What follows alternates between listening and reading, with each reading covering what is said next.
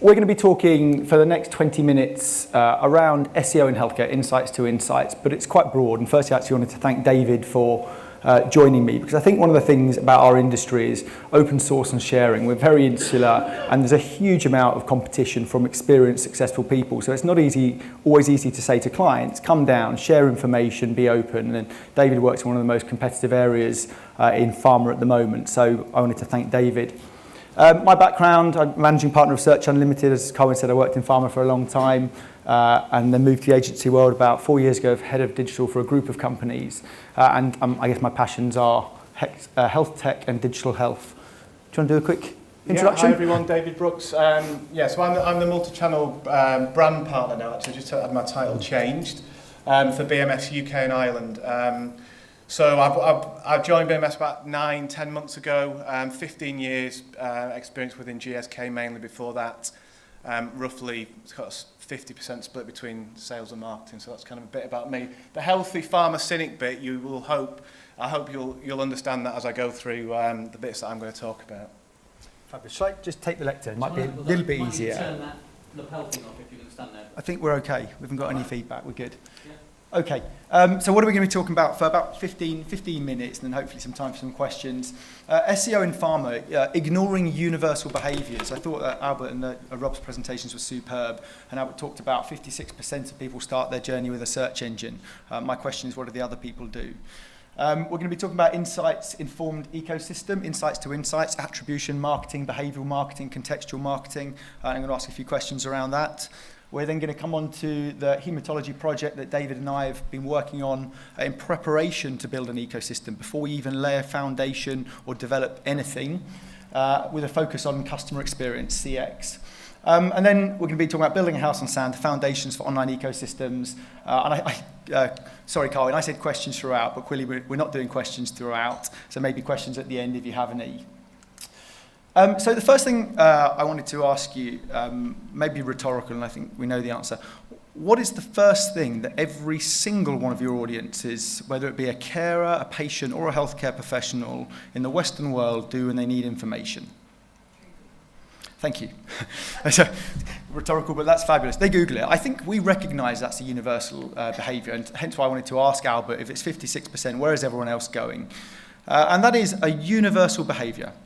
Now, for an industry that spends tens of millions on in-call quality, soft skills, versatile salespeople, market access, understanding user journeys, patient journeys, to routinely overlook the first step in every single one of its audiences' user journey is nothing short of staggering. We're one of the biggest verticals globally. And when we go on, I work with a lot of executives from C-suite right the way through, and we ask the question, firstly, the first question, where does everyone go? And we follow up with, what does your global search strategy look like? And if I'm really honest, the answer is a bit of a barren desert. And what tends to happen is people look around the table and they go, is that you, or IT, or is it marketing, or is it communications? And I'm yet to have congruence or a deliberate answer over what people are doing at both an international, a national, and an independent level across all platforms for understanding and harnessing the world's biggest market research platform, also known as Google. And I'm going to talk about Google today. There are other search engines, but predominantly run off the back of the indexing algorithm that Google has built. So for an industry that's patient-centric, I want to say this. I don't doubt for a second that every single person in this room isn't patient-centric. Of course you are. You have family, friends, loved ones, and we all care about health. But when we look at how the industry behaves online and pose the question, is it patient-centric, it doesn't take long to answer that for me. So I'm going to play a short video. Hello, welcome to Melbourne SEO Services. How may I help you? Number 1 on Google. I want to be number 1 on Google. I need to be number 1 on Google. I'm sure we can help, but first I need to find out a little more about your website. I just want to be number 1 on Google. Sure. I will need to ask you a few important questions. Can you tell me what keyword you want to be number 1 for? Credit cards. I want to rank number 1 on Google for credit cards. Can you do it? That's a very competitive keyword. Can you tell me a little more? What is your URL? www.the-simple-credit-cards-made-easy-for-you.info. Can you get me number 1? How old is your domain? 1 week old.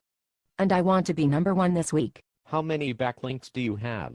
I don't know. Have you done any on-page optimization? I don't know. Do you know what search engine optimization means? I don't. Do you know what a search engine is? Hold on, let me Google it. Are you sure you know what you're talking about? That have can stop already that now. spent Thank you. millions of dollars to own that. Okay, so That wasn't your meeting with David. little bit. But if I'm really honest, that was me several years ago as well. You know, I've been in digital marketing for over a decade in the healthcare space, and we work with brands like British Airways, Sony, and I think we look inwards and beat ourselves up. But routinely, those brands aren't getting it right all the time as well. I'm going to talk about this element. When there are nearly 50,000 searches every single month in the UK alone for the semantic search term, the exact match query, diabetes symptoms, yet the first pharma company is on page 7. When we look at heart attack symptoms, it's page 4. Profoundly impactful diseases where the world's biggest data collectors and people who are more helpful than anyone else, you guys, providing healthcare solutions, aren't always providing solutions for doctors, and you're leaving it to the third parties. I don't really care where people get it from. They will determine whether or not it's a positive customer and user experience by how they behave on the site. And then we go to the diametric opposite end of the spectrum, multiple myeloma, and we talk about hemoncs and hematology, a disease which tears apart lives, and people want information. And I'm a parent, recently in A&E, and I was in A&E on my mobile looking for information about what was happening to my daughter. Universal behaviours that are routinely overlooked. And they shouldn't be. There are 100 billion healthcare searches every year. And what astonished me, we launched Search Unlimited with Eileen Dallasay, who's head of health at Google, and BuzzFeed as well. And she gave us this statistic that mobile health inquiries represent nearly 20% of all search traffic. Yet nearly all of our companies routinely either add it in as a bolt-on, don't do it properly, or don't do it at all. So I put this in to say it's the foundation for all online comms, with social signals, link profiles, offsite SEO, which is modern day PR, digital PR for those that are wondering what offsite SEO is, are fundamental to all comms. And campaigns shouldn't have a spike where you invest in it and then the investment doesn't do anything after your PR ends or after your spend ends. All social signals should add to domain authority and quality score for the length of a campaign. Your money should work harder for you. But I think to bring it into light, having worked in the industry for a long time, I think the area of customer experience is everyone's kind of, this is the sexy thing, this is what we should be doing now. Patient centricity was of a few years ago, customer experience now. I think it's analogous with market access of the late noughties, early 90s for me, when I was at Sanofi Santa Labo at the time, and it was a very sales and marketing-led industry. And then market access came along, and they were kind of given some, where you can have 3 FTE, 3 full-time headcount, and there's your team, now go away. Within 3 years, that had become the predominant foundation to all launches. If our people have access to our medicines, then we go live, and we delay launch dates and all sorts, training of representatives, trainings of teams, till we get this. And I think SEO and SEM is going to be that war zone over the next 3 years, where brands start to realise that their audiences are normal consumers, both doctors and patients. They consume information in exactly the same way, and we can hit way above our weight as a small company to make sure that people get access to information. And that's where the brief landed on our doorstep from David. Because the language was all about customer experience. It was about starting with customer experience, testing it with customers, user experience, and then taking anything that we build and testing that with customers and pulling all the attributes. And I loved Rob's session and Albert's session because they talked a lot about attribution marketing. I'm going to ask a quick question. Raise your hand, and I may ask you a question, if you feel confident with attribution, behaviour, and contextual marketing, and you could walk me through those.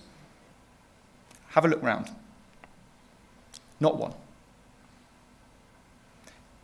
In our consumer division with British Airways, Sony, everything we do is around attributes of our audiences, customers. We don't always get it right. And this, I think, is one of the sexiest and exciting transitions for the industry in the next decade, where we start to focus more on our customers first, more about the attributes of different platforms, different users, different groups, different individuals, different platforms, the behaviours of those audiences. And then, if you want, you can apply a metric and a value to that to look at conversions. Are we adding value? Are more people finding healthcare solutions? So when the brief came through from David, this was the focus. And it was one of the first we had through the door on Search Unlimited. So it was a great opportunity for us to work with someone who shared a like-minded view. I think that's over to you. Thanks, Matt. Okay, so I'm going to talk to you specifically about the haematology project that Matt and I collaborated on, but I also want to share some of my insights being kind of 9-10 months into a multi-channel lead job, having spent 15 years in more traditional sales and marketing roles. Because I think, I am not a digital expert. I've done some digital stuff in the marketing that I've done before. I've no idea if it was effective because obviously I didn't measure it. But I think it's, we have a responsibility now, I think, as marketers, or whatever department you're working in, is to kind of embrace this change. And a lot of my role is about partnering with brand leads across the different brand teams within BMS, and really driving change in terms of the way that we adopt modern marketing techniques and bring ourselves into the 21st century, really. So I want to share some of those insights as well. And the first one, I think, in this role is that as marketers, we need to kind of be honest with ourselves and say, do you know what, we don't really know this stuff, we don't get it, but there are a lot of people that really do, and we are working with Matt and partner on this particular project. It's given me kind of confidence and the experience and started me on that journey that I need to be able to transfer those skills, but more importantly, transfer a mindset to the marketing teams within BMS. So if we move to the project, so I was about 2 weeks into BMS. Bearing in mind, I've just told you I'm not an expert in digital marketing. The business unit director came to me and said, David, thank God you're here. You are the digital expert. We've got a portfolio, we have a presence in haematology, we have a portfolio coming. Not really sure what the resources are going to look like between marketing authorization and reimbursement. So obviously we need a website, and the rest you can kind of work out and just let me know how you get on. And I thought to myself, what an amazing opportunity for me to show my value to the organisation and really start to partner with the teams and start to embrace this change. I've no idea how I'm going to do this right now, but again, it kind of comes back to being honest about where we are as marketers. So then that's how the brief starts with Matt, and I've known Matt for some time, and it was, Matt, I've got this brief. I don't understand how we're going to do this, but what I need to know, and this is where I think another insight comes on, is playing on your marketing capability and experience, is I need to understand what the landscape looks like within haematology, within the digital space. What are people looking for? Where are they looking for it? When are they looking for it? How are people connected? Who's driving content? Really just kind of simple, important business questions that you would ask in marketing, and that's where we started. So we did that. So we used a load of really well-established techniques that are completely mainstream outside of pharma, but completely mesmerising, I think, and we're all ignorant of a lot of these simple processes. But we went through a process of mapping the digital landscape, understanding what the behaviour of our audience was across search, video, image, social, so that we've got the right inputs into the strategy that we're trying to develop around digital in haematology. We looked at previous data sets. Honestly, they were pretty limited, and we mapped out those I'm going to share a couple of the examples of what we did, but I think from somebody that's come from traditional marketing, one of the things that I found fascinating and gave me incredibly rich insight was around social influencer mapping and online influencer mapping, to see who's driving content, who's driving the chatter, how they're connected, how the influence of the groups is. If you've not done it before, I'd just really recommend it anyway, just for fun, because it's the level of insight it gives you around your customers, not just the HCPs, but everybody that's surrounding the patient, I think is really fascinating, and has completely opened the eyes of many of the marketers that I work with. Then what we did, anchoring myself back to my traditional marketing training and capabilities, we tested it with customers. So we, does this resonate with you?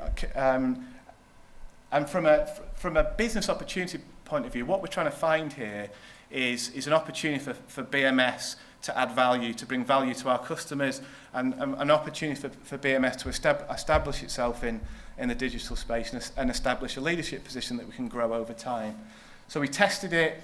We worked on a keyword strategy, because there's no point, I think, developing something that's going to add value to customers, but they can't find it. So we have a keyword strategy in place, looking for the areas where we can be competitive. So utilising the long tail to identify keywords that are not competitive but are relevant to the audience, and starting with a relatively small number and taking quite a strategic approach to kind of growing that. So winning 5 or 10 and then expand that to 20, 40. And that's kind of where we're at the moment in terms of the project. So we're looking to bring all of that insight and all of that keyword or the insights from that work into the ecosystem that we're building for haematology.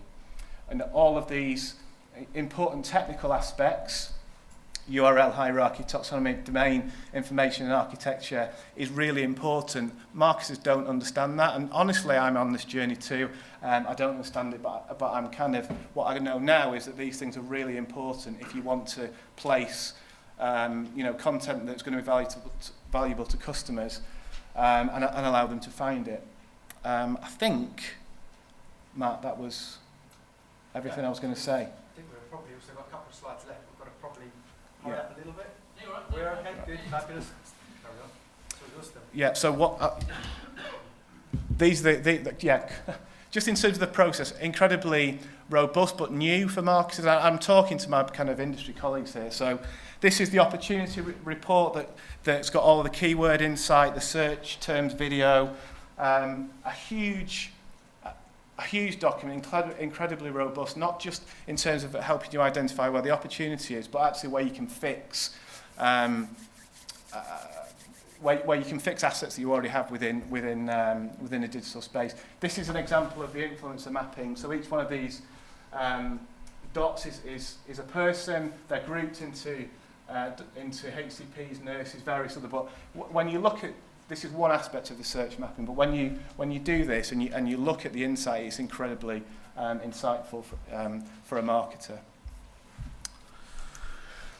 I've kind of talked through this already, but these are the important bits I've learned from this project as a traditional marketer coming into the digital space. So it's fundamental to all of this is interrogating HCP behaviour. I hope I've kind of given an insight into how we did that, but it's a point. The point is understand what, where and when, and focus on what they want, not necessarily on what you want. Sounds obvious, but a lot of people don't do that. The keyword silos are incredibly important so that people can find that valuable content and information you're going to put out there. It also helps you avoid patient searches, but I think we've got ways of overcoming that now. And that highly targeted approach leads to, because it's relevant, you're going to get more conversions as you drive traffic. And then just 3 key learns. I've talked about customer. Well, Matt actually talked a lot about customer experience, but this was where I started, and I think that was a great place to start. Not just as a traditional marketer, but somebody moving more into the digital space. That if you start with customer experience in mind and use data to continually improve that, you'll not go far wrong. To do this, we need to change the approach, and I talked about that in terms of a new skill set for marketers, but more importantly, a new mindset, embracing different ways of doing things and being bold and testing things and making mistakes and getting them wrong, but learning from them. And this is important in modern day marketing. I think, we work in healthcare, so we're not selling tyres or crisps or bottles of water. So I think, this new mindset is worth embracing and worth driving that change, because we have the potential to have a massively important and positive impact on patient lives. Thank you. One more slide for me. Thank you, David, and thank you for sharing honestly your approach and experiences. I think the point for me about insights to insights is before we lay any foundations, we fully understand the customer audiences for clients, for any project. What do they want? What do they need? Where do they get it? How do they feel? We test it with them. Then we start to build, and we look at the attributes and behaviours all of the time to continually look at conversion optimization, refining what we do. We should be leaner and meaner. If you're proud about what you do with your products, you provide healthcare solutions, you should want to drive more conversions, people who find that information. People don't give a shit if it's AstraZeneca, Pfizer, Boots WebMD. If a site is number 1 on Google, number 2 on Google, and it's well structured with nice site links in there, and they get a really rich, wonderful user experience, they couldn't give a toss. They're only cynical if it's very medical, very pharma previous looking. I've built a lot of those sites, so apologies. And it's how we did things in the past. And one of the things I'm excited about is being part of a group of people, rooms of people like this really, where I think pharma and healthcare is probably the most exciting stage of its entire evolution. And starting to listen to some of the presentations before, the first time I've heard attribution, SEO, in any of the digital works I've been to. So I think we're seeing real progression. The last thing for me to say before we take some questions is we've been running a search SEO and SEM product at Search Unlimited for 3 years. We formalised it last year. I think it's the only SEO and SEM company who in this space that just do that. That's all we do. And I was inspired by something, firstly, some of our consumer brands and the fact that they really work to understand their audiences before they do anything and where they are. But secondly, something that Eileen Dallasay, who's the head of health at Google, previously and has just moved jobs, and she shared this at the launch meeting, that our biggest opportunities are in the smallest moments. And I really like that. If your wife or husband are diagnosed with multiple myeloma and you're worried about finances, if your children have bronchiolitis like mine and you reach on your mobile device as they're trying to get the cannula in to understand what's going in, that's an opportunity for pharma to improve its reputation. That's an opportunity for pharma to take the rich data sets that it collects and improve user experiences, provide useful information. And that's, I think, the responsibility of the people in this room and your colleagues and you as digital pioneers and people interested in this space to lead. So I just want to thank you very much for your time today and thank David for joining me. And I think we've got time for questions. I've got no idea. Thank you very much.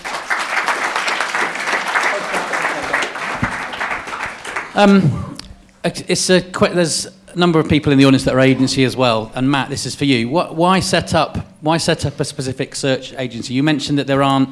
So is it right there aren't in the UK and Europe any agencies that are 100% focused on search? Is that right? I think let me first say there's some great agencies out there. We compete, lose and win against some of the bright agencies in this room, and we admire and respect them. And if I think no one believed that. Not all of them. Not all of them. Seriously, I've looked out here. I don't believe that. I think they're right. Yeah. It would be remiss of me to say we did this deliberately. I really mean that. I came out of a pharma role where I was kind of fumbling around with the brass strap of digital marketing and working out what was going on. And the point for me I recognised was that every single person starts their journey in the same place, yet we're not doing anything. So 4 years ago, we introduced the discipline, and we used a lot of great agencies outside in our consumer division to do it, but they didn't understand our audiences. So SEM and SEO has been a passion of mine. Pretty much my entire family work in this space. So having done it for 2 or 3 years and learnt a lot, got some things wrong, got a lot right, we decided to formalise the product. So we launched last year. There are great agencies who add it in as a part of a program. I don't think there are any European agencies who just do SEO and SEM in healthcare and pharma. But I'm happy to have that conversation. All right, before we do the panel discussion, if there's any questions, a quick couple of questions for either David or Matt.